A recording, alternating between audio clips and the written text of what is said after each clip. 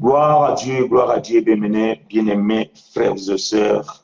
Nous sommes ravis de savoir que nous sommes encore là pour pouvoir partager avec vous la parole de Dieu.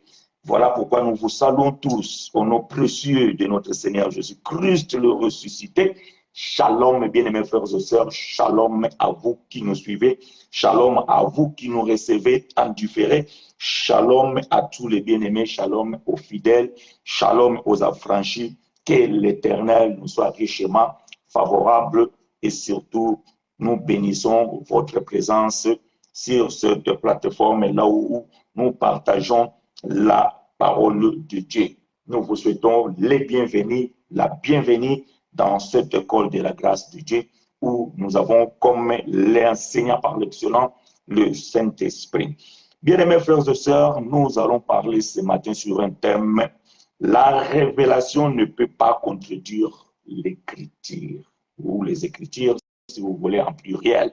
Mais nous choisissons le mot écriture parce que l'écriture, c'est l'ensemble de tout. La révélation ne peut pas contredire l'écriture. Dimanche passé, nous avions parlé sur le thème de le serviteur le plus ancien de la maison d'Abraham. Nous avons parlé selon ce que Frère Paul nous a appris, que lorsque nous touchons les Saintes Écritures, vous savez, lorsque nous parlons de Saintes Écritures, ça veut dire que nous parlons de l'Ancienne Alliance. Nous parlons de la Torah, des Névéim et des Ketuvim. C'est ce que nous appelons les Saintes Écritures.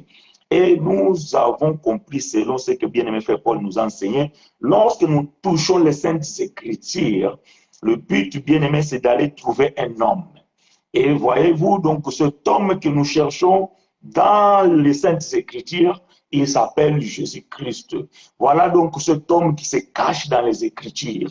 Mais comme nous disons que la Bible, c'est l'histoire de trois personnages. Donc, vous allez comprendre que la Bible parle l'histoire d'Adam et Ève et le serpent. D'autres termes, je vais dire ici que la Bible, c'est l'histoire d'un Dieu et d'un fils et de son épouse. Voyez-vous, bien-aimés. Donc, voilà pourquoi lorsque nous rentrons dans les Saintes Écritures, nous devons aller sortir cet homme qui se cache dans les Écritures, il s'appelle Jésus.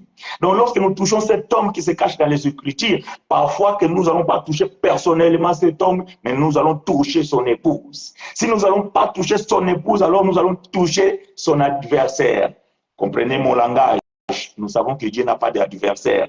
Mais vous devez comprendre ces choses parce que vous êtes déjà martyrs dans la foi.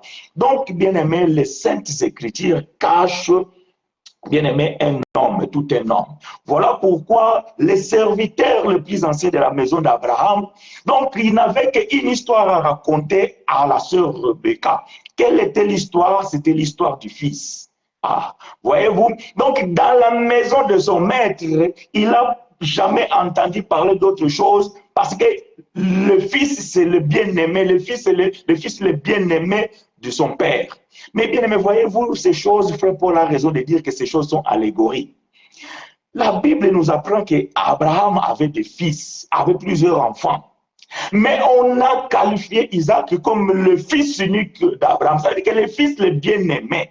Ah, donc nous comprenons que dans la maison, le fils le bien-aimé, c'était Isaac.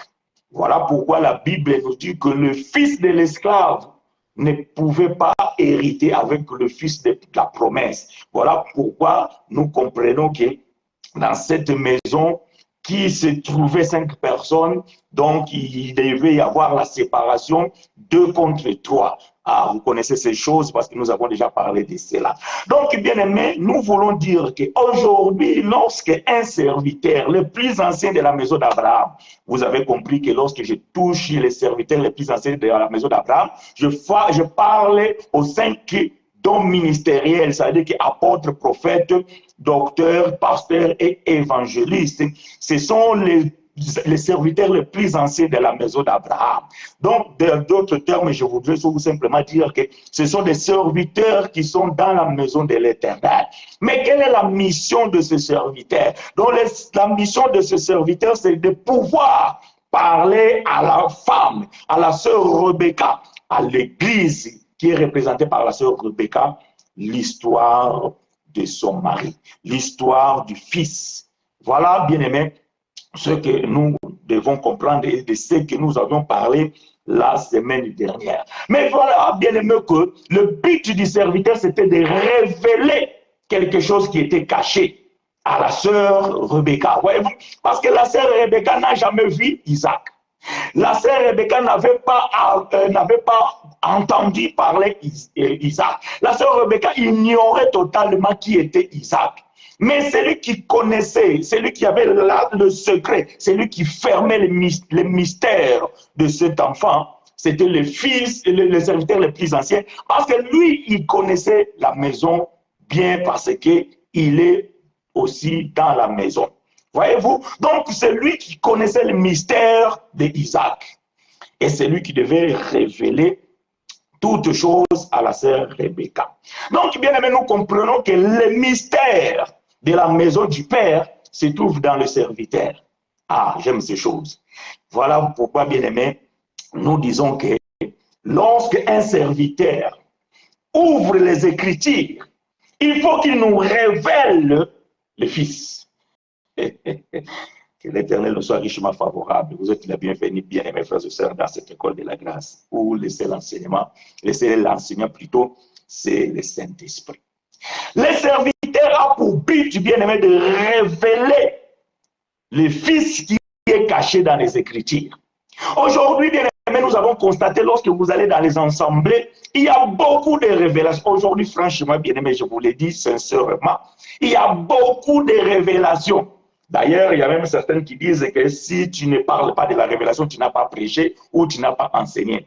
Parce que dans leur concept, que l'enseignement ou la prédication, c'est justement la révélation. Et c'est ainsi que beaucoup aujourd'hui, ils ont mis ça dans leur tête que lorsqu'ils ouvrent la bouche, il faut qu'ils donnent des révélations. Seigneur, bien-aimé, cela n'est pas mauvais. Cela n'est pas mauvais. Mais la question que nous nous posons, est-ce que toutes ces révélations viennent de l'Éternel? Parce que, bien aimé, la révélation ne peut pas contredire l'Écriture. Ah, ça, je vous l'ai dit. La révélation ne peut pas contredire l'Écriture. Aujourd'hui, moi, votre bien-aimé frère chinois, je ne peux pas vous dire ici de quelque chose sans que je puisse m'appuyer dans les Écritures. Ça, c'est faux et c'est archi faux. Il n'y a rien de nouveau sous le soleil. Tout ce que moi, je peux dire aujourd'hui, bien aimé, il y a déjà des frères qui ont prêché ça. Il y a déjà des frères qui ont dit déjà ces choses. Tout, sans exception. Ah, ça, je vous l'ai dit. Oh, peut-être toi, tu entends des choses pour la première fois dans la bouche des frères chinois. Peut-être que tu entends pour la première fois des choses dans la bouche d'un serviteur. Mais sache-le que ce que je suis en train de dire, ce que j'ai toujours dit ici, je ne suis pas le propriétaire de ces choses. Je ne suis pas la première personne à pouvoir prêcher comme ça. Voyez-vous? Donc, il y a déjà ceux qui nous ont précédés, qui ont aussi prêché ces choses. Nous ne faisons que répéter chibolette. Ça, c'est le langage du peuple de Dieu. Voyez-vous? Lorsque tu ne parles pas, lorsque tu ne prononces pas bien les chibolettes, donc, bien aimé, nous comprenons que tu es un étranger. Donc, moi, je ne peux pas parler aujourd'hui en dehors de ce que frère Paul a déjà dit. Je ne peux pas parler aujourd'hui en dehors de ce que frère Pierre avait déjà dit. Je ne peux pas parler aujourd'hui d'une révélation que les frères n'ont jamais parlé. Voyez-vous, je peux peut-être utiliser un langage nouveau. Mais ce que je veux dire, bien aimé, cela doit se trouver dans l'Écriture. C'est ce que je vais vous faire comprendre. Peut-être que vous allez entendre quelque chose que frère Paul n'a jamais dit, sortir dans la bouche des frères chinois. Mais moi, j'ai tout simplement suivi le langage de frère Paul. Parce que frère Paul, tout ce qu'il dit, il le puise dans l'Écriture. Donc frère Paul va consulter Moïse, va consulter Esaïe, va consulter Osée, il va consulter Michée, il va consulter Habakkuk. Et c'est alors qu'il va expliquer ce qui est caché dans la bouche du prophète.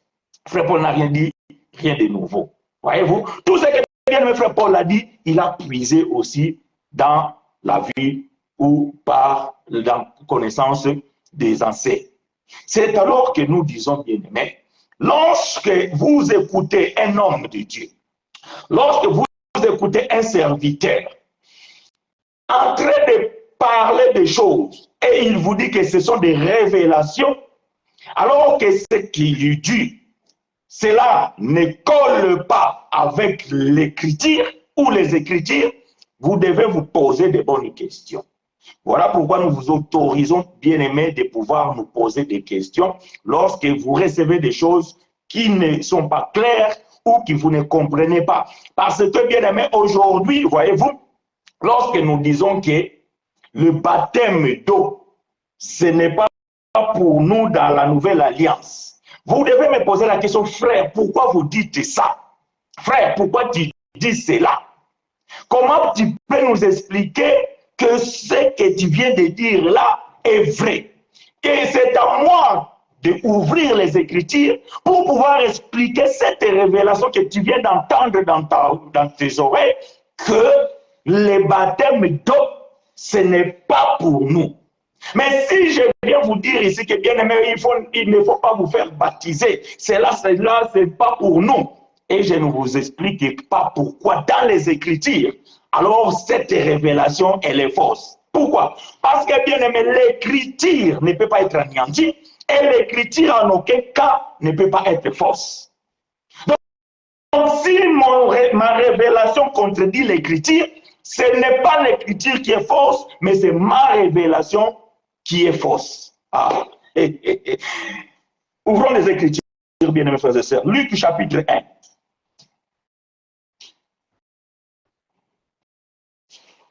Livre historique de bien-aimé le docteur, le médecin Luc, pas docteur de la lettre. Frère Luc, il était vraiment un docteur, il était vraiment médecin, donc un docteur de la science. Voyez-vous, il était vraiment un médecin. Donc quand je parle ici docteur Luc, ce n'est pas un docteur de la loi ou de la parole, non. C'est le docteur, vraiment le médecin. Donc le bien-aimé frère Luc, le médecin, au chapitre 1, verset 12 et 13.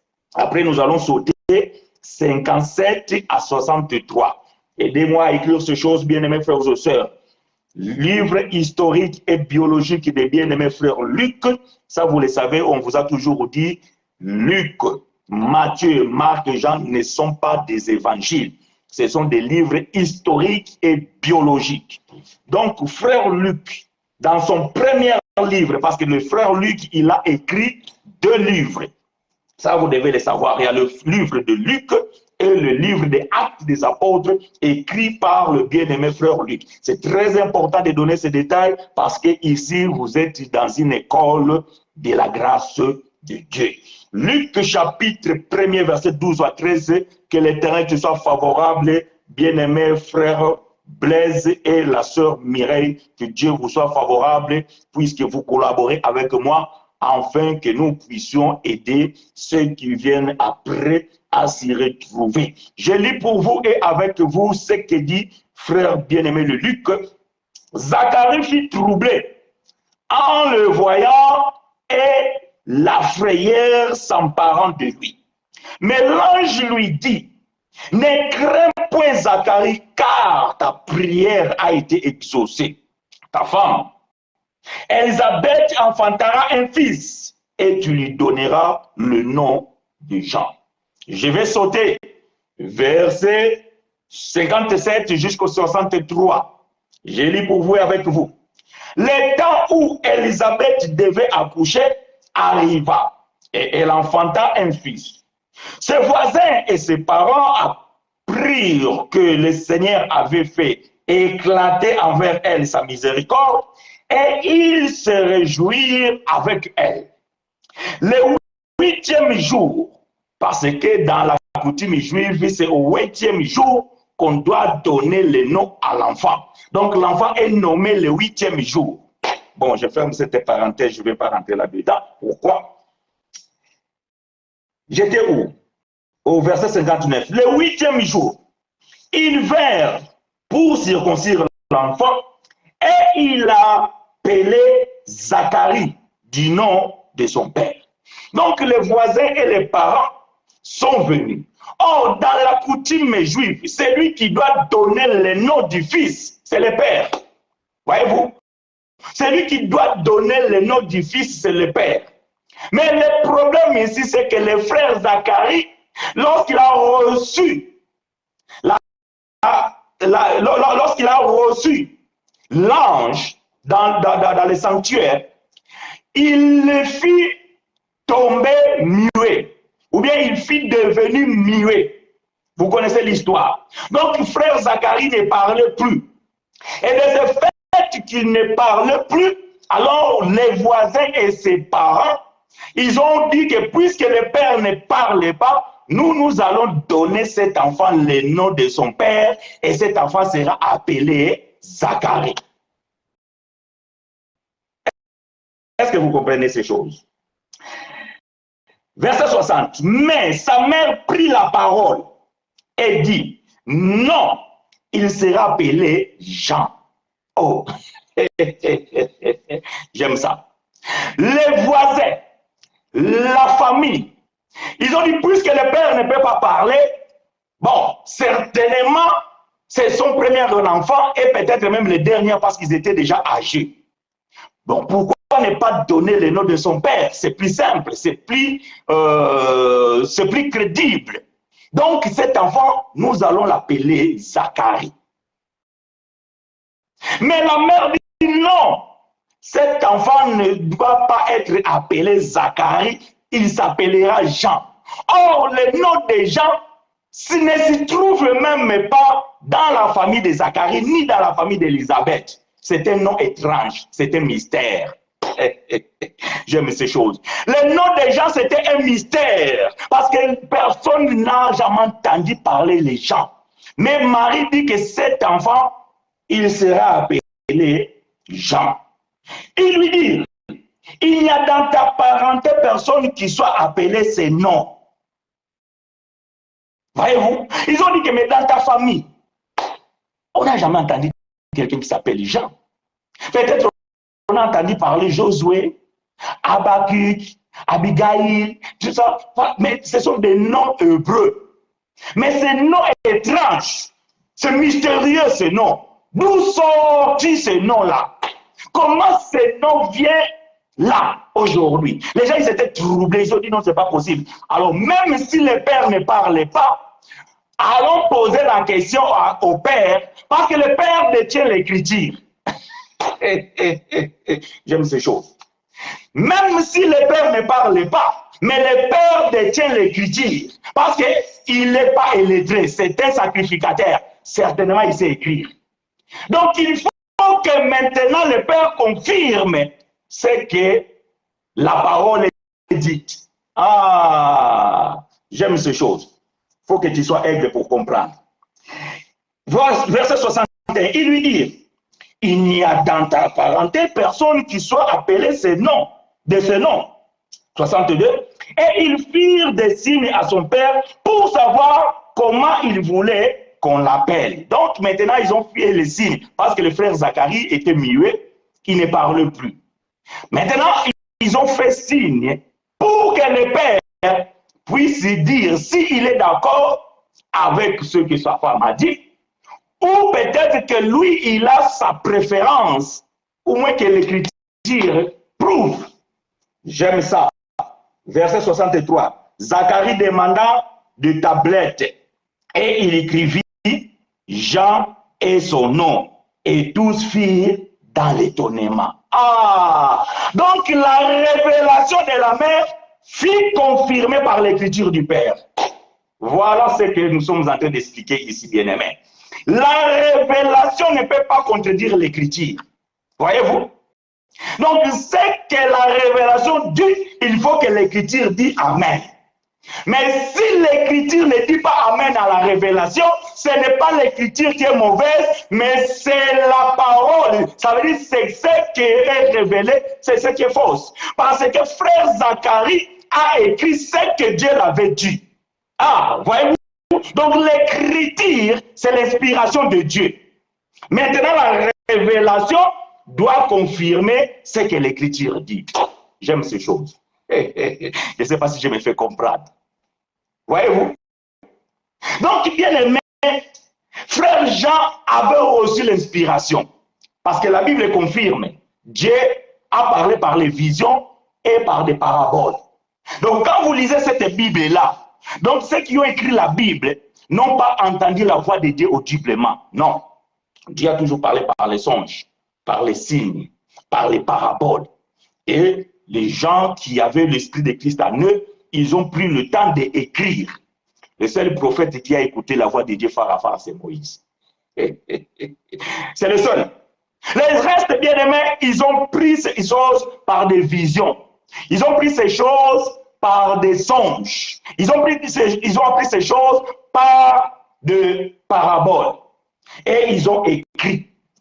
Voilà pourquoi quand nous venons aujourd'hui en disant que non, le Saint-Esprit m'a visité, nous disons Amen. Le Saint-Esprit m'a révélé, nous disons Amen. Mais ce que le Saint-Esprit te révèle ne peut pas contredire l'Écriture.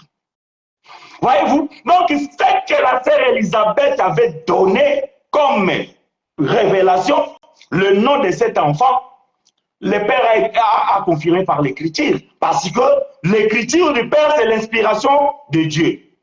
Mais aujourd'hui, bien-aimés, revenons maintenant dans le sujet qui nous préoccupe. Comment ça fait-il aujourd'hui vous rentrez dans les assemblées? Les pasteurs, les prophètes, les évangélistes, les docteurs, je ne sais pas, les apôtres, ils vous disent des choses et que vous ne trouvez pas dans les Écritures. Et vous acceptez Amen. Non, les voisins et la famille d'Élisabeth, ils ont dit, nous ne pouvons pas accepter cette révélation. Parce que nous n'avons pas vu dans ta famille quelqu'un s'appelait Jean. Nous n'avons jamais vu dans la Bible un prophète dire à quelqu'un, Dieu est en train de me montrer que dans ta maison, il y a des rats, il y a des cochons, que dans ton corps, il y a des microbes. On n'a jamais vu ça depuis que la Bible est là, depuis que le monde est là. Comment ça fait-il aujourd'hui, vous, nous, dans notre temps d'aujourd'hui, nous acceptons de telles choses, de telles pratiques? Cela vient d'où? Nous n'avons pas vu dans la famille, dans l'ensemble des enfants de Dieu, ce genre de choses. D'où cela vient-il? Ces choses bien-aimées viennent d'où? C'est ça la question que nous nous sommes en train de poser. D'où viennent ces choses? Est-ce que vous me recevez? Vous acceptez tout. On vous dit quelque chose comme ça, Amen. On vous dit ceci, Amen. Mais non, les voisins, la famille, ils n'ont pas dit Amen. Non. Ils ont dit non, non, non, non. Nous ne pouvons pas dire Amen. Pour que nous puissions dire l'Amen, il faut que l'Écriture soit là. Il faut que le Père, même s'il ne peut pas parler, mais il doit écrire. Et si, je vous assure, si les frères Zacharie avaient écrit un autre nom, cet enfant ne serait pas appelé Jean. Parce que l'Écriture ne peut pas être contredite par la révélation. Voyez-vous? Donc, la révélation ne peut pas contredire l'Écriture. Si les frères Zacharie n'avait pas écrit que cet enfant, son nom est Jean, cet enfant ne serait pas appelé Jean. Parce qu'on devait croire à l'écriture, mais pas à la révélation. Parce que la révélation ne peut pas anéantir l'écriture. L'écriture reste toujours l'écriture. Jean chapitre 10, verset 35 ou 36, je ne sais pas. L'écriture ne peut pas être anéantie, mais la révélation peut être fausse. Ah, ça c'est oui. Je vous assure, bien-aimés, la révélation peut être fausse. Et malheureusement, dans notre temps, il y en a beaucoup. Il y a beaucoup de faux révélations. Et vous les voyez aujourd'hui. Avec le monde là où nous sommes aujourd'hui, nous voyons des extraits de vidéos, nous voyons des choses qui se passent dans les assemblées. Il y a des moments même où je me pose des questions, je dis, mais non, c'est des théâtres. Non, bien aimé, ce ne sont pas des théâtres. Ce sont des choses vraies. Ce sont des choses vraies qui se passent aujourd'hui. Voyez-vous, c'est des choses vraies. Merci, mon bien-aimé prophète. Les choses vraies. Mais le but d'un serviteur de Dieu bien-aimé, c'est de pouvoir expliquer, c'est de pouvoir révéler le Fils. Il faut que l'écriture témoigne ce que tu es en train de dire. Donc quand moi je viens ici, je dis quelque chose, il faut que l'écriture témoigne. Voilà pourquoi, bien aimé, nous n'avons pas quelque chose d'autre à dire. Moi ici, je ne viendrai pas vous donner une révélation quelconque. Je ne parlerai rien de la vie de quelqu'un, de qui que ce soit. Si Dieu me parle de ta vie, je t'appellerai en off. Je te prendrai en privé et je te dirai ce que l'Éternel m'a dit concernant ta vie. Mais jamais vous allez voir ici en train de faire le spectacle. Frère X, Dieu m'a dit ceci. Frère, c'est ça, je suis en train de voir dans ta maison. Bien aimé, non, on n'a pas vu ces choses dans la vie de nos aînés. C'est pas nous qu'on a commencé ces choses. Non, l'évangile n'a pas commencé avec nous. Est-ce que c'est de chez vous qui cela est sorti? Voilà ce que Frère Paul avait posé aux Corinthiens comme question. Est-ce que c'est à vous d'où ces choses sont commencées? Est-ce que ces choses sont commencées en Angola? Est-ce que ces choses sont commencées au Congo, en Algérie ou au Nigeria? Est-ce que ces choses ont commencé aux États-Unis? Est-ce que ces choses sont commencées ici en France? Non. Nous sommes venus, il y avait déjà ceux qui ont commencé ces choses. Pourquoi eux, ils n'ont pas pratiqué de telles choses? Qu'est-ce que les bien-aimés ont pratiqué? Qu'est-ce qu'ils ont voulu nous montrer? Qu'est-ce qu'ils ont voulu nous révéler? Éphésiens chapitre 3. Écoutez ce que bien-aimé Frère Paul dit dans le livre d'Éphésiens, parce que c'est lui qui a écrit ce livre-là, aux bien-aimés qui se trouvaient à cette époque-là dans le contraint d'Éphèse. Donc, je suis dans le livre d'Éphésiens au chapitre 3, versets 1 à 5. Je lis pour vous et avec vous Éphésiens chapitre 3, versets 1 à 5. À cause de cela, merci ma sœur Fanny, Jean chapitre 10, verset 35, l'écriture ne peut pas être anéantie. À cause de cela, moi Paul, les prisonniers de Christ pour vous, païens, si du moins vous avez appris quelle est la dispensation de la grâce de Dieu qui m'a été donnée pour vous. J'aime ces choses. C'est par la révélation que j'ai eu connaissance du mystère sur lequel je viens d'écrire en peu de mots. En les lisant, vous pouvez vous représenter l'intelligence que j'ai du mystère de Christ. Il n'a pas été manifesté au Fils des hommes dans les autres générations, comme il a été révélé maintenant par l'Esprit aux saints apôtres et prophètes de Christ. Donc, la révélation que Paul a donnée à savoir qui? Christ. Non, frère, Paul n'a jamais révélé à qui que ce soit les choses de sa vie, bien qu'il pouvait. Voyez-vous? Bien aimé, frère Paul n'a jamais fait de spectacle, de pouvoir dire que non, Dieu est en train de me montrer. Bon, vous allez me dire, à cette époque, il n'y avait pas le numéro de téléphone, parce qu'aujourd'hui, il y a des prophètes qui, comment dirais-je, le mot m'a échappé. Il révèle le numéro de téléphone de XY. Il y a des prophètes aujourd'hui qui peuvent voir un frère et une sœur qui se trouvent dans l'hôtel en train de faire la prostitution.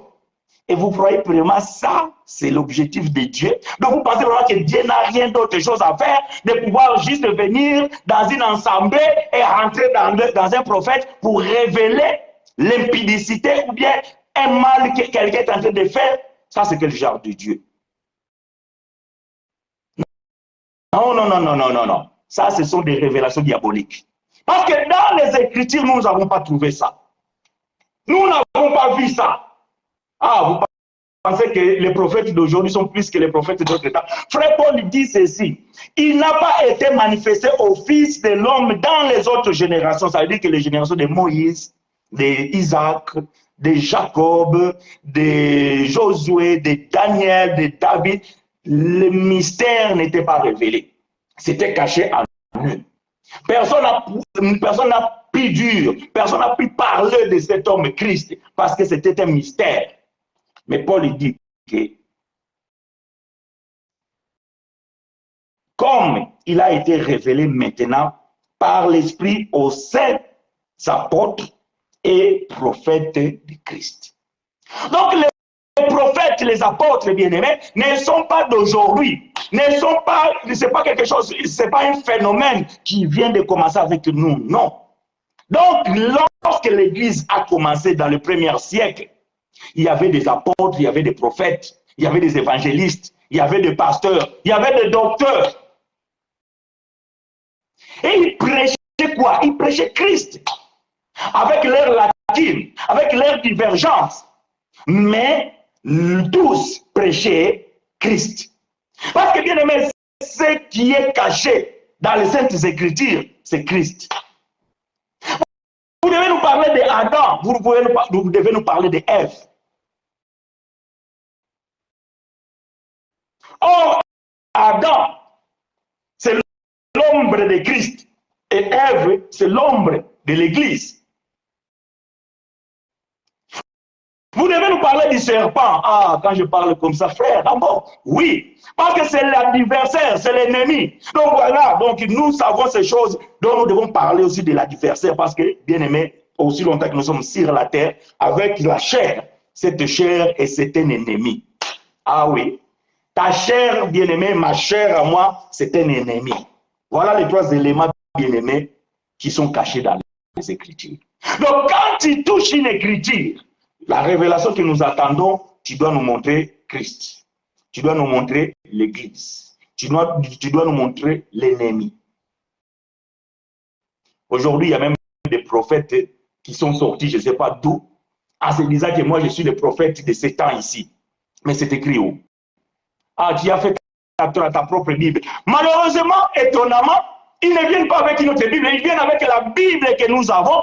Et ils veulent dire que c'est lui que Dieu avait dit, je ne sais pas, nanani, nanana. Il prend une écriture qui va tordre le sens et il va s'accaparer de cette écriture. Et les moutons dans les assemblées vont crier Amen. Mais, vous serez égorgés sans pitié. Vous serez égorgés sans pitié.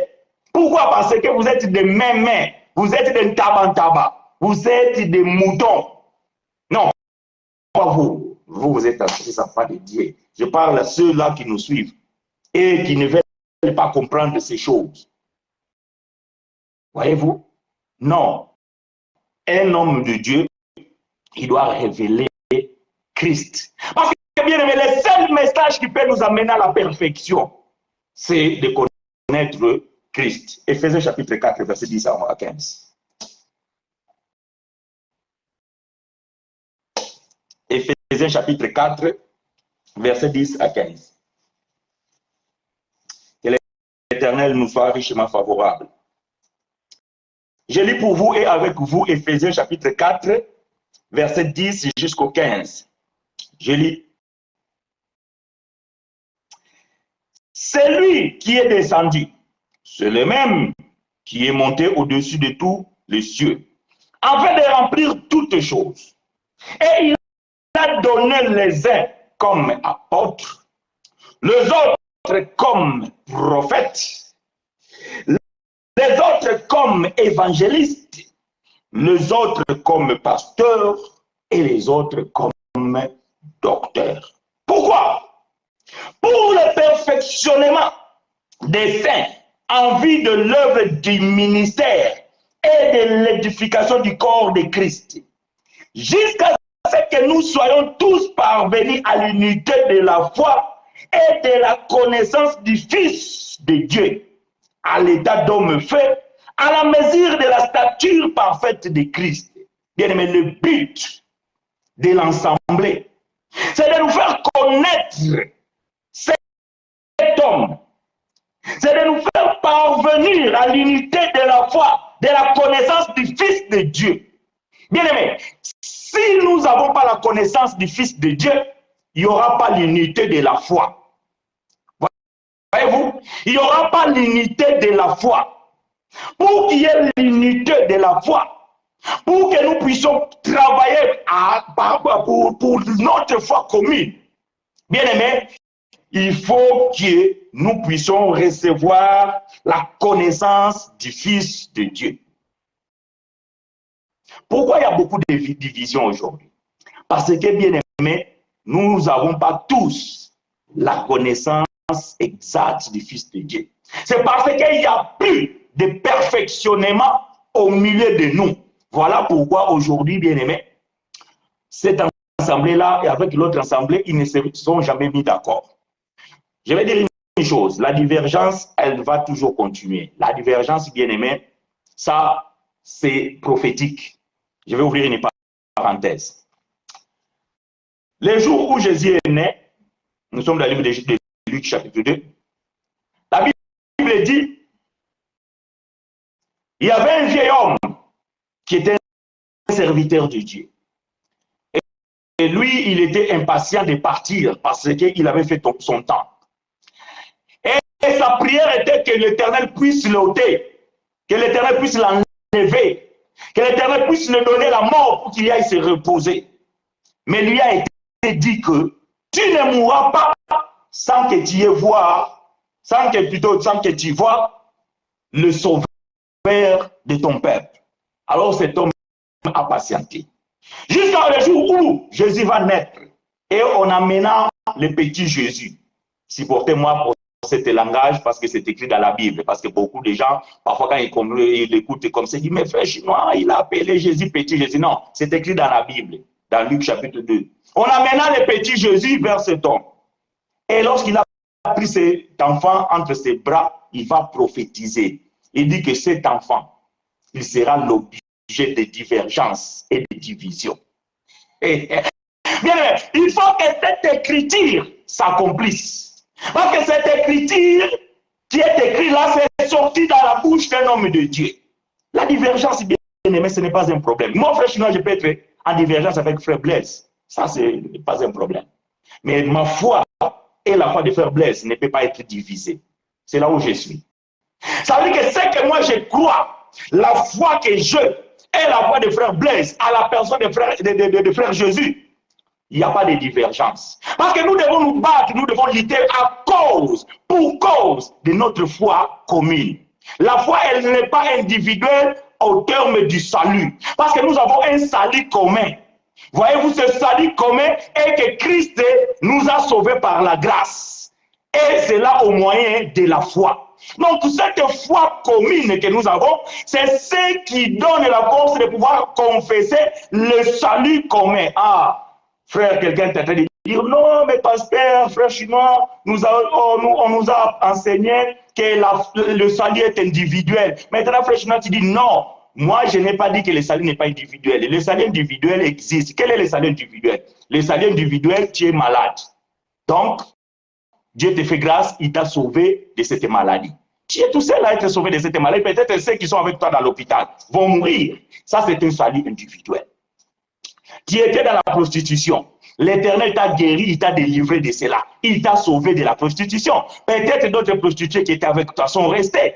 Donc, le salut là est individuel. Mais le salut éternel, ah, bien aimé, il n'est pas individuel. Tu n'iras pas seul là au ciel. Nous aussi, nous serons là-bas. Parce que cette salut, non, je vais donner l'écriture. Supportez-moi, frères et sœurs, je vais chercher cette écriture. Je pense que je suis dans le livre de Jude. Parce que quand je parle comme ça, je vous ai dit que ce n'est pas une nouvelle révélation. Tout, bien aimé, la révélation ne peut pas contredire l'écriture. C'est moi-même que je suis en train de dire, donc je ne peux pas contredire l'écriture. Je suis dans le livre de Jude. Je suis dans le livre de Jude au chapitre, donc il n'y a qu'un seul chapitre, de toute façon, le livre de Jude. Je vais chercher le verset rapidement.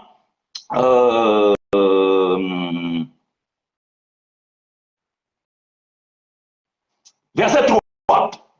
Voilà. Jude chapitre 1, il n'y a qu'un seul verset, livre de Jude. Verset 3 dit ceci. Bien-aimés, comme je désirais vivement vous écrire au sujet de notre salut commun, je me suis senti obligé de le faire afin de vous exhorter à combattre pour la foi qui a été transmise au sein une fois pour toutes. Ah, voyez-vous? Donc, bien aimé, merci frère Edilson. Voyez-vous, bien aimé, le salut commun, c'est le salut éternel. Et ça, j'ai toujours dit et je le répète haut et fort, un enfant de Dieu, un élu de Dieu ne peut pas la perdre. Ah non, ça, net, ça c'est le salut commun. Donc, ce que tu as appris dans l'école de dimanche, ce que tu as appris dans l'assemblée là où tu étais, ou là où tu es aujourd'hui, que le salut est individuel, ce n'est pas mauvais si on te l'a expliqué que c'est le salut personnel. c'est une délivrance d'une maladie, de ta vie antérieure, je ne sais pas, d'un danger. Ça, c'est individuel. Donc, vous pouvez peut-être être dans un immeuble et l'immeuble prend feu. Il y a 100 personnes, 50 vont mourir. 50 peut-être seront sauvés, les autres seront calcinés, les autres vont sauter, ils vont se briser. Donc, ils sont quand même sauvés. Voyez-vous? Et toi, tu peux dire que ah, Dieu m'a sauvé de cet incendie-là. Ça, c'est un salut individuel. Mais moi, je parle ici que le salut que je parle ici, c'est le salut commun. Et c'est là, bien aimé, nous avons besoin de perfectionner la foi qui nous lie à ce salut. Mais la foi qui nous lie à ce salut, nous recevons ce perfectionnement par l'enseignement des apôtres, des prophètes, des évangélistes, des pasteurs, des docteurs. Voyez-vous? Donc, nous ne pouvons pas révéler ici quelque chose que les apôtres n'ont jamais dit. Parce que, bien aimé, vous devez comprendre que, j'aime Frère Paul. Frère Paul dit qu'il a fait les uns comme. Donc, moi, je suis comme un apôtre. Je ne suis pas un apôtre. Même si aujourd'hui, vous pouvez lire quelque part apôtre chinois Makangit, ça, il n'y a pas de souci parce qu'on ne peut pas toujours écrire comme un apôtre. Non, parce que peut-être cela va semer confusion. Mais vis-à-vis de l'exactitude de la chose, le véritable apôtre, c'est Jésus. Parce que le mot apôtre veut dire envoyé. Donc, celui que Dieu a envoyé en premier, c'est Jésus. Voilà le premier apôtre. Le mot évangéliste, bien aimé, nous sommes comme évangélistes, parce que le véritable évangéliste, c'est Jésus qui prêchait de ville en ville. Le véritable docteur, c'est le frère Jésus. Nous sommes comme des docteurs, parce que la Bible dit que dans Jean chapitre 3, le frère Nicodème, il est allé voir Jésus, il dit que maître, ou bien docteur, rabbi, nous savons que tu es un docteur. Donc le véritable docteur, c'est Jésus. Nous sommes comme docteurs. Les prophètes, nous ne sommes pas des prophètes, nous sommes comme des prophètes. Le véritable prophète, c'est Jésus. Il posa la question, qu'est-ce que les gens disent que je suis? Les autres disent que tu es fils de charpentier. Les autres disent que tu es Élie. Les autres disent que tu es un prophète. Jésus n'a pas nié, parce que c'était lui, le dernier prophète. J'ai oublié qui? Pasteur. Ah, mais ça vous le savez, les bons bergers. Le véritable pasteur, c'est lui qui paie les brebis. C'est Jésus. Et alors nous les autres, nous sommes des photocopies. Nous sommes des coms. Nous sommes des coms. Donc si nous sommes des coms, nous devons faire ce que le Seigneur a fait. Est-ce que vous avez déjà vu Jésus en train de dire que Dieu est en train de me montrer dans ta maison là, toi, même Jésus, il côtoyait les prostituées. Jésus n'a jamais dit que toi tu es prostituée. Il a côtoyé les voleurs. Il n'a jamais dit que toi tu es voleur. Mais Jésus le savait. Il a marché avec Judas. Judas était un voleur. Judas était celui qui gardait la caisse. Mais la Bible dit il puisait là, il volait. Mais Jésus n'a jamais dit comme ça que Judas, Dieu est en train de me montrer que non. Ou bien moi, Dieu, je sais que toi, Judas, tu es volé. Jésus n'a jamais fait. Mais pourquoi alors aujourd'hui, si nous sommes des coms, pourquoi nous devons faire ces choses que le maître n'a pas fait? Frère Paul est venu, il a dit soyez mes imitateurs comme je le suis de Christ. Mais frère Paul aussi qui est l'imitateur de Christ, il n'a jamais fait comme autrement que ce que Christ a fait. Mais pourquoi nous, aujourd'hui, dans notre temps, nous voulons faire autrement? Non, bien aimé, nous sommes là pour perfectionner le corps de Christ, l'amener à cette unité. Parce que bien aimé frère Jules, il nous a dit que nous combattons, voyez-vous, nous combattons pour notre foi, pour le salut commun. Ton salut individuel, bien aimé, c'est une grâce que Dieu t'a fait. Peut-être ton passé, ce n'est pas mon passé. Moi, peut-être quand j'étais dans le monde, j'avais une vie de patachon. Toi, quand tu étais dans le monde, tu avais une vie d'assassin. Toi, quand tu étais dans le monde, tu avais une vie de prostituée. Toi, tu avais une vie de voleur. Dieu t'a sorti de là. Cette grâce, elle est individuelle. Ce salut que Dieu t'a sauvé de cette vie-là, elle est individuelle. Donc, tel que moi aussi, j'ai mon histoire à raconter, voilà. Mais bien aimé, le salut commun, elle ne peut bien aimé être garantie si du moins nous recevons la bonne révélation, si nous recevons l'enseignement donné aux 5 dons ministériels, c'est ce qui fait que le peuple de Dieu, c'est ce qui amènera à l'unité de la foi et de la connaissance du Fils de Dieu, à l'état d'homme fait, à la mesure de la stature parfaite de Christ. Pourquoi il y a toujours des bébés spirituels dans nos assemblées? Parce qu'on ne leur donne que du lait. Voilà pourquoi ils ne grandissent pas. Voilà pourquoi ils ne peuvent pas atteindre la stature parfaite de Christ. Parce qu'il y a trop de bébés spirituels. Et ce sont des bébés spirituels qui courent après ces miracles. Un homme fait comme moi, je n'ai pas besoin de miracles pour croire que Jésus est Dieu.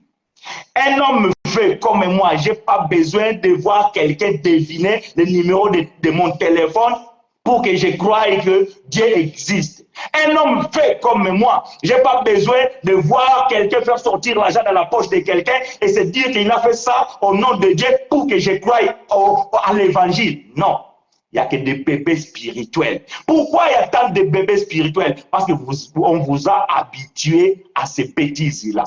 On vous a habitué à ces choses-là. Mais je dis ceci, c'est qu'on vous montre, c'est qu'on vous démontre, c'est qu'on vous dit, s'il n'y a pas l'écriture qui appuie cela, c'est une fausseté. Ce sont des fausses révélations. Parce que la bonne révélation ne peut pas contredire l'écriture. Donc, ce que vous vivez dans vos assemblées, il faut que nous voyions cela dans l'écriture.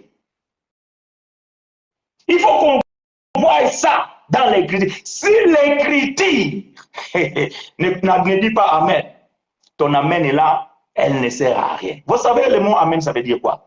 Ainsi soit-il.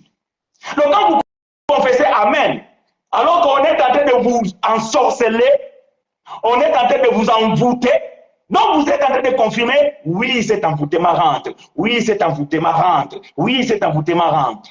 Ne dites pas Amen. Même moi, frère chinois, quand je prêche ici, si vous n'êtes pas convaincu de ce que je viens de dire, ne dites pas Amen, n'écris pas Amen. Ne soyez pas sentimental, bien-aimé.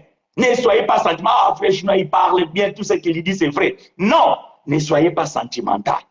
Si tu n'es pas convaincu, ne dis pas Amen. Appelle-moi peut-être pour dire, frère, là, tu as dit quelque chose, je n'étais pas convaincu parce que l'écriture que tu as donnée, ce n'est pas clair. Donne-moi une écriture. Bien-aimé, une vérité est établie à la déposition de 2 ou de 3 témoins. J'aime ces choses. Verset 14, parce que je n'ai pas fini de lire. Éphésiens chapitre 4. Verset 14. Afin que nous soyons plus des enfants flottants et emportés à tout vent de doctrine. Voyez-vous, le but d'enseignement, c'est que nous puissions, bien aimés, croître et parvenir à l'unité de la foi et de la connaissance du Fils de Dieu en état d'homme fait à la mesure de la stature parfaite de Christ, afin que nous ne soyons plus des enfants flottants et emportés à tout vent de doctrine. Pourquoi, lorsque vous attendez ici, il y a un prophète, ces derniers temps-là, c'est lui qui a le succès. Donc, il est en train d'opérer des miracles. Waouh, vous allez tous là-bas.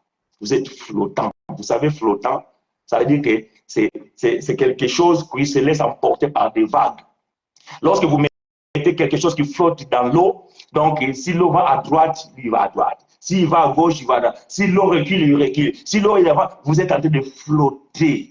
Vous soulevez le vent des doctrines pernicieuses, des doctrines des démons. Et vous suivez comme ça, ngoulou ngoulou, comme on dit à Lingala, sans discernement.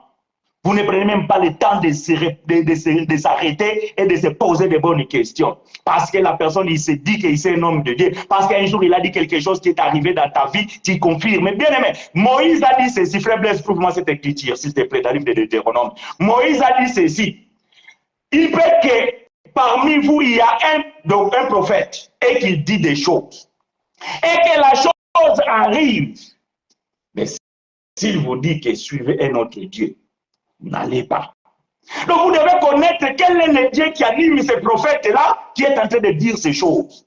Si vous comprenez que le Dieu qui anime ces prophètes, ce n'est pas le Dieu éternel. Parce qu'aujourd'hui, bien aimé, avec des termes mystiques, tout ça là, on nous sort des noms compliqués, tout ça là, on dit non, Jésus, ce n'est plus Jésus, c'est Yoshua, je sais pas, Dieu, ce n'est plus Dieu, je sais pas, je sais pas c'est qui, tout ça là, on veut nous compliquer parce que comme nous aussi, on connaît parler que le français, on parle que l'ingala, on parle que le portugais, bon, on dit, bon, voilà, le frère là, il a fait des études, voilà, donc il a lu le grec, il a lu l'hébreu, voilà les noms.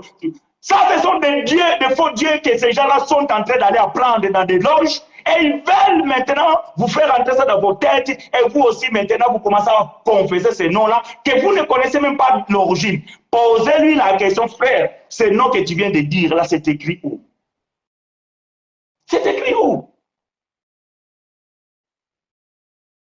Si tu t'appelles Jean, en portugais on dit c'est Joan, en anglais on dit John. Et si je dis John, les gens vont dire que non, ce n'est pas mon nom, mais c'est ton prénom. Puisqu'on a traduit ton histoire, on a traduit aussi ton nom. Mais aujourd'hui, bien aimé, vous rentrez dans une assemblée, c'est pour ça que j'ai toujours dit, faites attention avec les langues.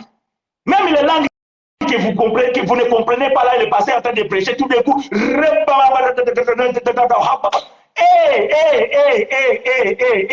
qu'est-ce que tu es en train d'invoquer? Nous n'avons pas compris. Où est l'interprète? Merci, sœur Fanny. Où est l'interprète? On vous envoûte comme ça, en plein culte. On vous envoûte. Mais comme vous savez que dans la Bible, les parler en langue, c'est biblique. Voilà là où vous êtes en train de tomber. On a déjà parlé de ces choses. Celui qui veut connaître qu'est-ce que c'est les parler en langue. Bien aimé, je vous ai dit, la divergence existe. Il y a des gens qui ne sont pas d'accord avec cet enseignement-là. Mais bon, nous comprenons comme ça les choses.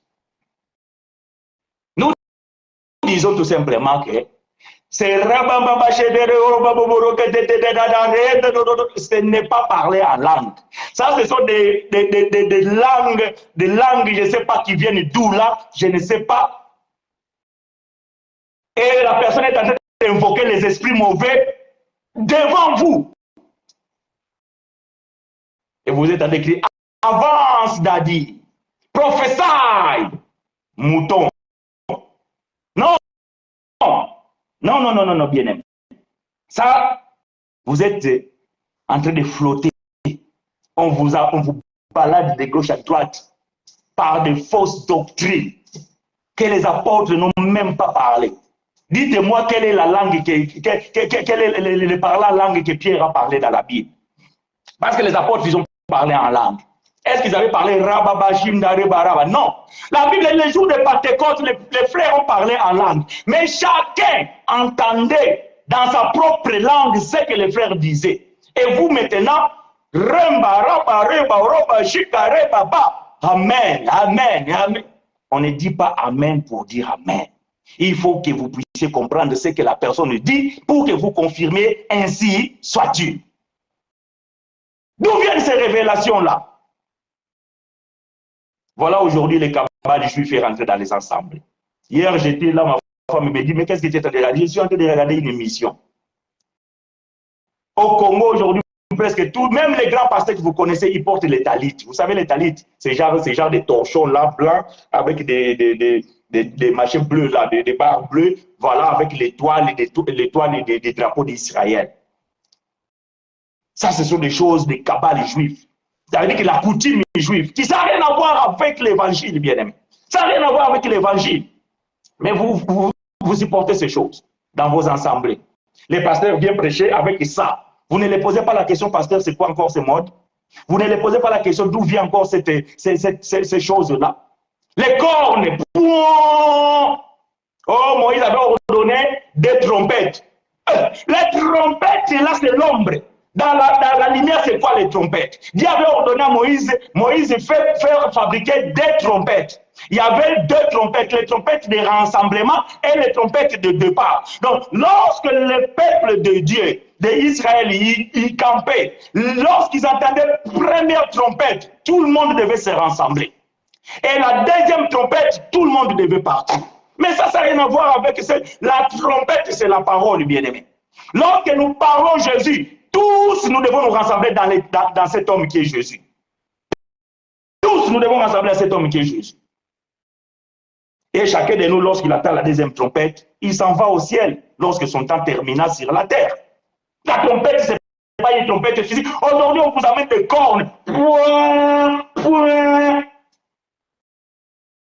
Et vous dites Amen. Pourquoi vous êtes mal enseigné? Vous pensez quand on parle de la trompette, c'est ma trompette. Non, ça c'était l'ombre des choses à venir. On a amené la coutume juive dans l'assemblée. Bientôt, ils vont nous amener la coutume africaine dans les assemblées. Bokok, oh Bokok. On va nous amener les coutumes arabes dans les assemblées. D'ailleurs, vous le voyez, parfois il y a même des pasteurs qui s'habillent comme des arabes et tout ça. Là. Oh, c'est l'effet des modes. Bien-aimés, ne soyez pas aveugles à ce point-là. Ne soyez pas aveugles à ce point-là. Ne soyez pas aveugles à ce point-là. Ouvrez les yeux. Afin que nous soyons pris des enfants flottants et emportés à tout vent des doctrines par des tromperies des hommes, par leur ruse dans les moyens de séduction. Par les moyens de séduction. Aujourd'hui, vous êtes séduits par des bonnes paroles. Oh, ce pasteur-là, quand il prêche, bien aimé, il nous parle des choses mystérieuses. Waouh, vous êtes cet homme-là. Frère, sœur. Vous savez comment ça fait mal ces choses? Non, vous ne rendez pas compte. Lorsque nous vivons ces choses, bien-aimés, nous sommes désolés. Bien-aimé frère Blaise, que Dieu te soit richement favorable. Marc chapitre 7, verset 8. Vous avez abandonné la loi de Dieu, les préceptes de Dieu, pour pouvoir aller vers les hommes et suivre les coutumes des hommes. C'est ce que Marc 7 veut dire. Bien-aimé, c'est triste. Parce que le pasteur est allé en Israël, il a pris les faudes, il a pris les offres, il a pris, je ne sais pas, l'huile d'olive là-bas, et il vient à l'église, il commence à vous mettre des gouttes sur des têtes. En Israël, il n'y a plus rien. En Israël, Israël est resté Ichabod. Israël est resté Ichabod. Il n'y a rien. Il n'y a rien en Israël. Je voulais, en Israël, là, aujourd'hui, Israël d'aujourd'hui, il n'y a rien. Même dans le temps de Frère Paul avait déjà dit que les Moyen-Orient que vous voyez là, ce sont les enfants de l'esclave. Voilà ce que Frère Paul avait dit, Galates chapitre 4. C'est pas ce que Paul a dit. Paul dit que cet Israël que vous voyez là, ce sont les enfants d'Agar. Et ils sont dans l'esclavage. Non, vous ne croyez pas. Je donne des écritures. Toi-même, tu as dit toutes les révélations, il faut que l'écriture. Alors, je vous donne l'écriture. Alors, lisons l'écriture, vous et moi. Vous allez en Israël, vous nous amenez des choses là, en disant que non, c'est terre de Dieu, c'est la sainte terre. Non, ça c'était avant. C'est fini. Après la destruction du temple, l'Israël, ce n'est plus le lieu saint. Je suis dans le livre de Galates, chapitre 4.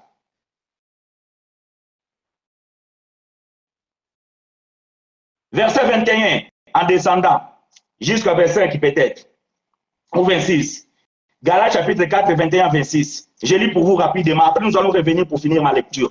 Dites-moi, vous qui voulez être sous la loi, n'entendez-vous point la loi? Car il est écrit, qu'Abraham eut deux fils, un de la femme esclave et de la femme libre. Mais celui de l'esclave naquit selon la chair, et celui de la femme libre naquit en vertu de la promesse. Ces choses sont allégoriques, car ces femmes sont deux alliances. L'une du mot Sinaï, enfantant pour la servitude, c'est Agar, car Agar, c'est le mot Sinaï en arabie, et elle correspond à Jérusalem actuelle.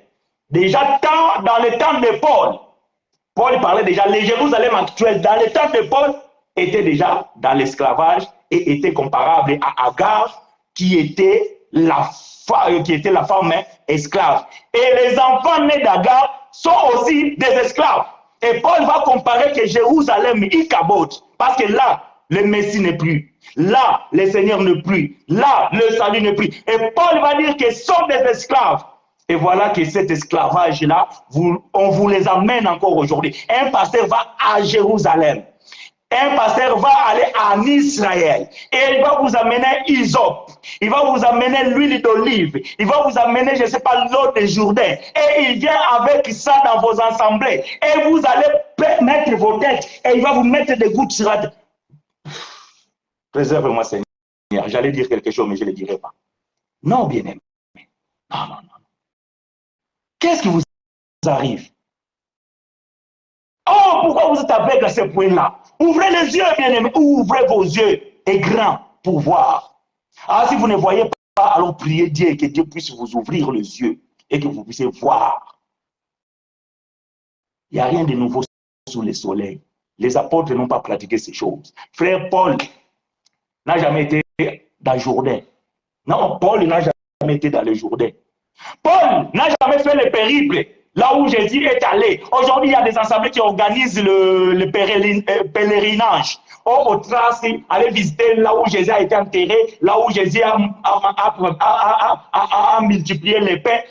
Paul dit, je ne l'ai point connu physiquement, et cela ne m'importe pas. Si on a connu Jésus selon la chair, aujourd'hui, on ne le connaît plus de cette manière-là. Ah, ça aussi, vous voulez que je donne l'écriture? Alors, je vais vous donner l'écriture. Allons-y. 2 Corinthiens. 2 Corinthiens chapitre 5. Parce que vous voulez tout ce que je dis, comme Frère Chinati a dit que non, la révélation, hein, il faut que l'écriture soit là. Alors, je vais donner l'écriture. 2 Corinthiens chapitre 5.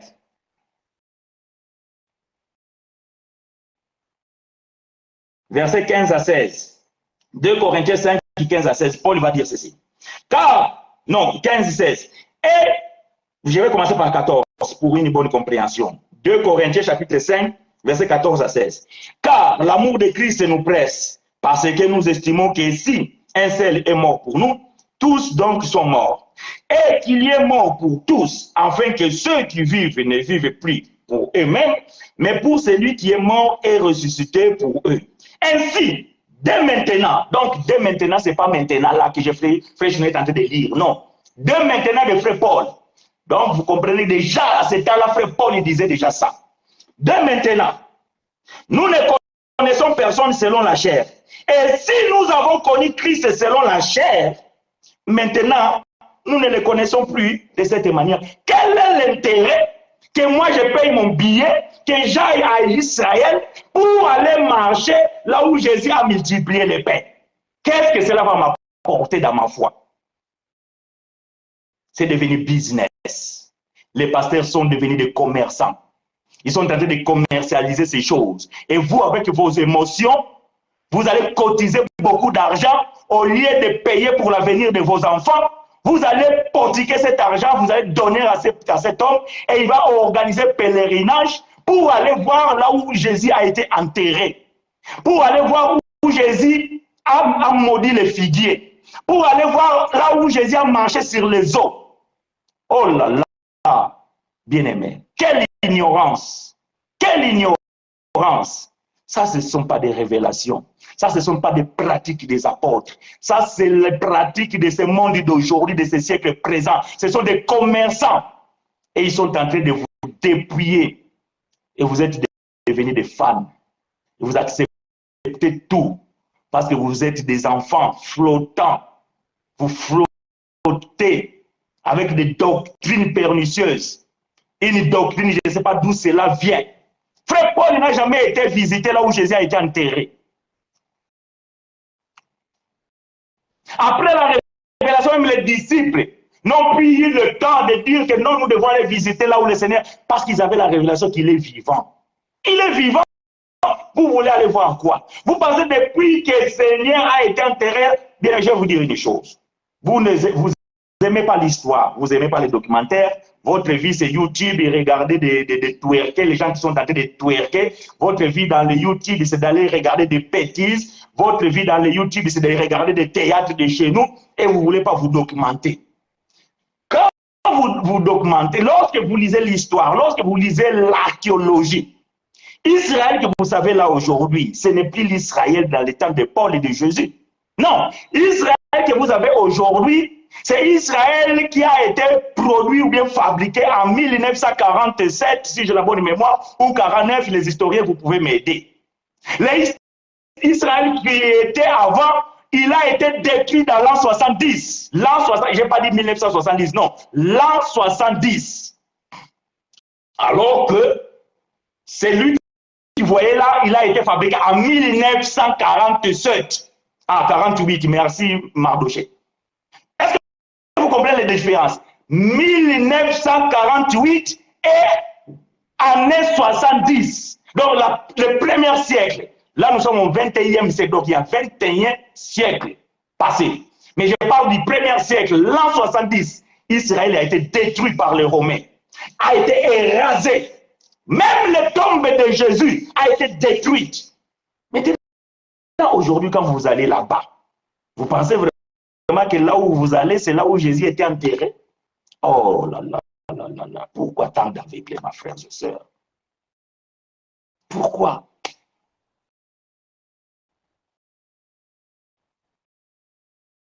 En 1948, Israël a été fabriqué.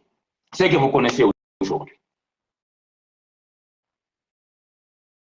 Mais dans l'an 70, ça veut dire que 19 siècles avant, cette zone-là, ce territoire a été détruit et rasé.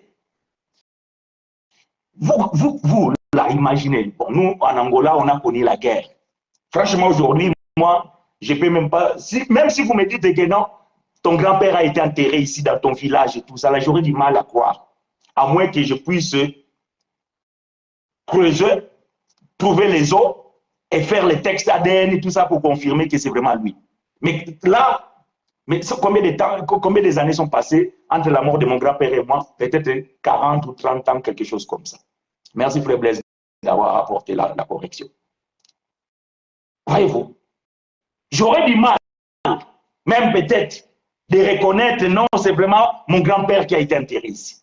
Parce qu'il y a eu des guerres, il y a eu des pluies, il y a eu des érosions, il y a eu des tremblements, il y a eu des feux de forêt, il y a eu des choses.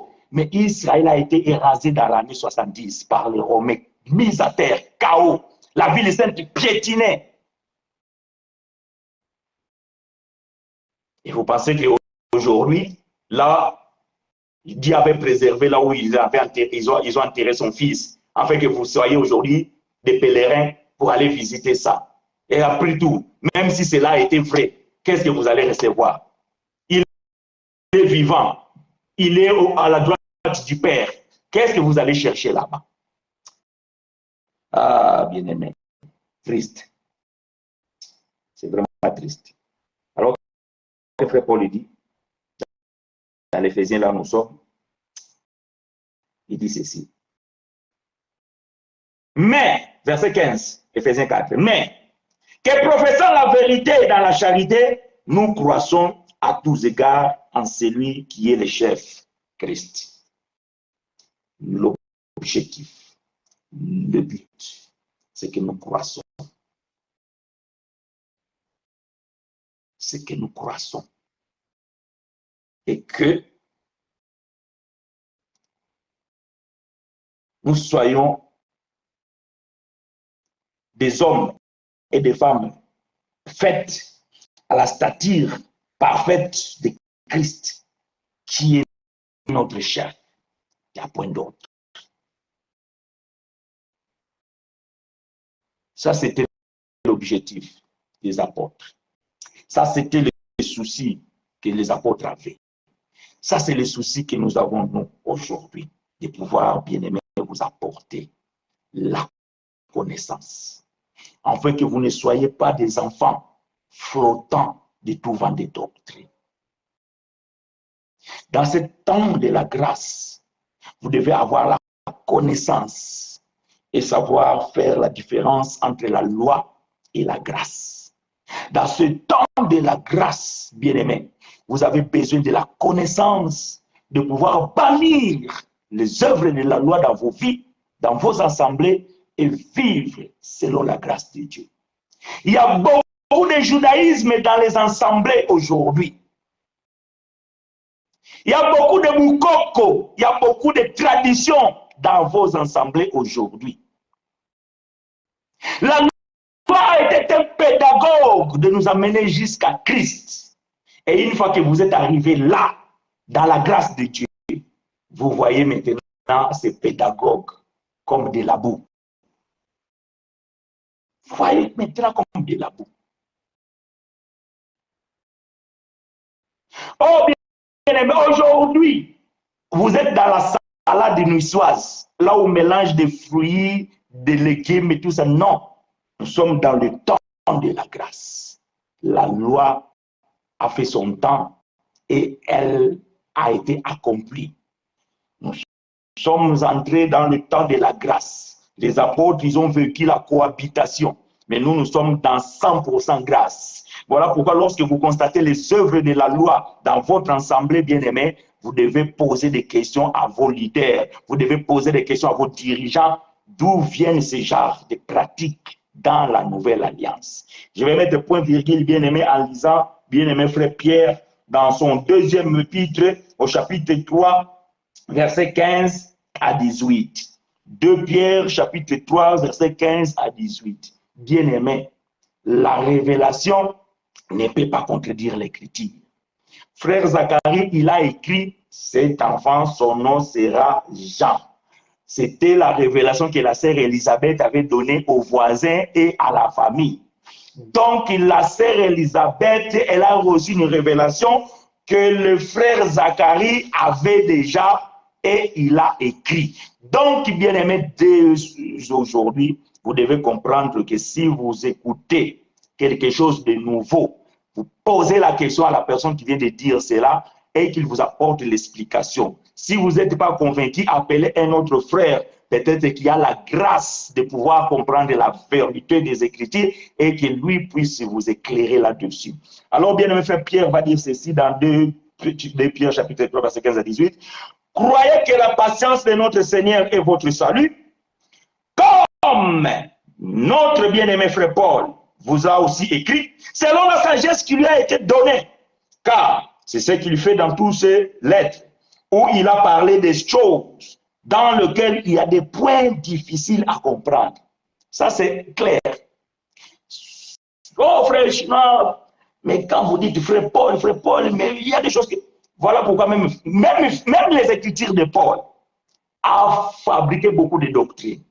Vous allez voir, vous allez dans les assemblées, les gens confessent Paul, ils ont amené aussi beaucoup de doctrines, même ce que Paul n'avait pas dit comme ça. Mais parce que c'est frère Paul, donc les gens prennent une écriture de Paul et ils ont oublié que Paul était juif. Ils ont oublié que Paul a vécu la cohabitation. Ils ont oublié que Paul aussi, il avait ses 3 ans d'ignorance. Voilà, bien aimé, beaucoup de choses que vous devez apprendre. Et nous sommes là pour vous enseigner ces choses. Ce n'est pas parce que c'est frère Paul qui a dit cela, parce que dans ce que frère Paul a dit, il y a aussi des rudiments. Ça, c'est des choses que nous avons déjà enseignées, que nous continuons à enseigner. Si vous avez des doutes selon certaines pratiques que frère Paul a aussi écrites, appelez-nous, nous allons vous répondre. Je continue la lecture. Dans lesquels il y a les points difficiles à comprendre, dont les personnes ignorantes et mal affermies tordent le sens, comme celui des autres écritures pour leur propre ruine. Vous donc, bien-aimés, qui êtes avertis, voilà ce qui m'intéresse ici, c'est verset 17 et 18. Vous donc, bien-aimés, qui êtes avertis, mettez-vous sur vos gardes, de peur qu'entraînés par l'égarement des impies, vous ne veniez en déchoir de votre fermeté, mais croissez dans la grâce et dans la connaissance de notre Seigneur et Sauveur Jésus-Christ. À lui soit la gloire maintenant et pour l'éternité. Amen. Frère Pierre, il a dit, vous donc, bien-aimés, qui êtes avertis, mettez-vous sur vos gardes. Frère Chinois répète la parole de frère Paul, de frère Pierre. Vous, mes bien-aimés qui me suivez, mettez-vous dans vos gardes. Je vous avertis pour que vous ne soyez pas entraînés par l'égarement des impies. Qu'est-ce que frère Pierre veut dire ici? Il y a beaucoup qui sont déjà égarés. Peut-être qu'ils ont commencé bien. Ils ont commencé dans le Seigneur. Ils ont commencé avec le Seigneur. L'orgueil de ce monde les a disqualifiés. L'envie ce monde les a disqualifiés. La gloire mondaine les a disqualifiés. Les succès mondains les a déjà disqualifiés. Et dans leur égarement, ils vous emportent vous aussi. Voilà pourquoi aujourd'hui beaucoup sont rentrés dans des loges. Parce qu'ils voulaient une gloire au-dessus de Dieu même. Et voyant qu'ils n'ont pas reçu cette gloire, ils sont allés dans des loges. Ils sont rentrés dans des sectes. Ils sont rentrés dans l'occultisme. Tout cela pourquoi? Parce qu'ils voulaient le succès. Ils voulaient la gloire. Et dans cet égarement, je crains que beaucoup aussi des élus de Dieu soient amenés dans cet égarement-là. Mais ma prière est que l'Éternel illumine les yeux de vos cœurs et que vous sachiez distinguer le vrai et le faux, afin que vous ne soyez pas emportés de tout vent de doctrine. Voilà pourquoi, bien-aimés, toute pratique qui vous paraît étrange au milieu de vous, au milieu de l'assemblée, ne suivez pas comme des enfants flottants. Questionnez des questions, consultez les Écritures, consultez les frères qui ont reçu la grâce de pouvoir expliquer ces choses, afin que vous soyez éclairés et ne pratiquez pas n'importe quelle pratique sous couvert que cela est écrit dans la Bible. La Bible écrit aussi, lorsque vous commettez un péché, lorsque vous commettez un mal, prenez un animal, amenez au souverain sacrificateur qui est votre pasteur aujourd'hui, puisque c'est comme ça qu'il se prénomme. Amenez cet animal avec un couteau et dites-lui d'égorger cet animal et que le sang puisse te purifier, puisque vous confessez que la purification, c'est par le sang. Ça, c'était selon la loi. Pourquoi vous ne le faites pas aujourd'hui? C'est écrit dans la Bible. Est-ce que parce que c'est écrit dans la Bible et que vous devez le pratiquer? Non. Bien-aimé, la révélation doit confirmer l'écriture. Et l'écriture doit dire amen à la révélation. Si la révélation et l'écriture sont en désaccord, ce n'est pas l'écriture qui est fausse, c'est votre révélation qui est fausse. C'est ainsi, bien-aimé, que nous allons mettre point virgule pour aujourd'hui et nous allons, bien-aimé, vous accorder le temps de pouvoir poser vos questions. Vous avez 2 minutes, comme vous le savez, pas plus, afin que vous puissiez, le temps de que, puisque la transmission, il y a quelques secondes de retard, vous et moi, le temps que vous allez commencer à écrire votre écriture, et moi, j'aurai le temps de pouvoir les lire. Vous avez 2 minutes pour que vous puissiez